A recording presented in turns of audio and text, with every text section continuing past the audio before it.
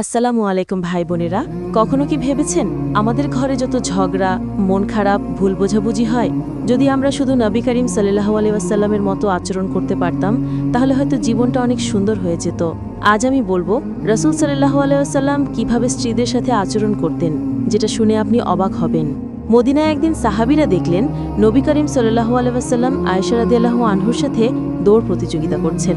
ভাবুন তো, আমাদের ঘরে কতজন স্বামী স্ত্রীর সাথে এভাবে মজা করে সময় কাটায়? রাসূল সাল্লাল্লাহু আলাইহি ওয়াসাল্লাম কেবল একজন নবী নন, তিনি একজন স্বামীও ছিলেন, আর তিনি আমাদের শিখিয়েছেন দাম্পত্য জীবনে হাসি আনন্দ কতটা জরুরি। কিন্তু শুধু খেলাধুলা নয়, আরও অবাক করা বিষয় হলো রাসূল সাল্লাল্লাহু আলাইহি ওয়াসাল্লাম কোনোদিন স্ত্রীদের ওপর হাত তোলেননি। যখন তারা রাগ করতেন বা কষ্ট দিতেন, তখনও তিনি ধৈর্য ধরতেন। এখন আমি একটা ঘটনা শোনাবো, যা শুনলে আপনি সত্যিই অবাক হবেন। একদিন আয়েশা রাদিয়াল্লাহু আনহুর রাগ করে নবী করিম সাল্লাল্লাহু আলাইহি ওয়াসাল্লামের সাথে কথা বলছিলেন। তখন নবী করিম সাল্লাল্লাহু আলাইহি ওয়াসাল্লাম মুচকি হেসে বললেন, আয়েশা, যখন তুমি রাগ করো তখন তোমার কথা বলার ভঙ্গি বদলে যায়।